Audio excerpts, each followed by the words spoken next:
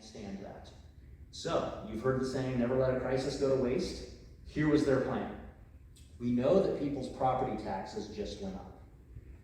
So, rather than take a 2-year timeout like the Republicans proposed, what the Democrats said is, hey, let's drop the property tax rate. We'll just arbitrarily drive the property tax rate down. The problem there for them is, like we said earlier, property taxes fund schools.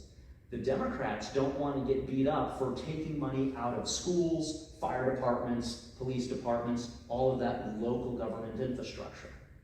So what they said is, hey, we're going to arbitrarily lower the property tax, how much you owe on your property taxes, but then we are going to take all of your taxpayer Bill of Rights refunds and back pay those local governments using your taxpayer Bill of Rights refunds.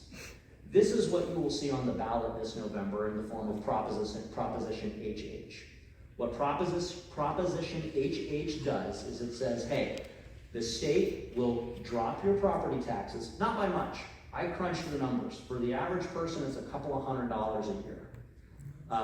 It depends on those three things we talked about. But if you run the numbers, it'll save, the example that I had, a $500,000 property with a normal assessment rate and a normal mill levy saves you like $267. In exchange for the state asking permission to keep your taxpayer Bill of Rights at an ever-increasing rate every year forever. So if Proposition HH passes this fall, the first year that it goes into effect, the state will be allowed to keep about $130 million that should have been refunded back to the taxpayers. But they slipped one sentence into that bill that says that the amount of money the state can keep increases by 1% compounding annually. So what that means is in 10 years, the state could keep about $1.3 billion.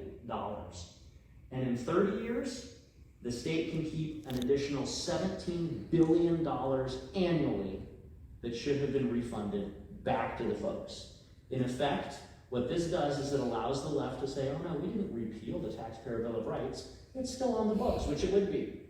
It's just Proposition HH guts it by allowing the state to keep an ever-increasing amount of money that right now should be refunded back to the taxpayers. By the way, also, I think there are a couple of pocket guides for the Convention of the States, which is available online, free, just conventionofthestates.com. But I want to thank all of you who did come. Wait, you have something I'd like to say. Yes, sir. Okay.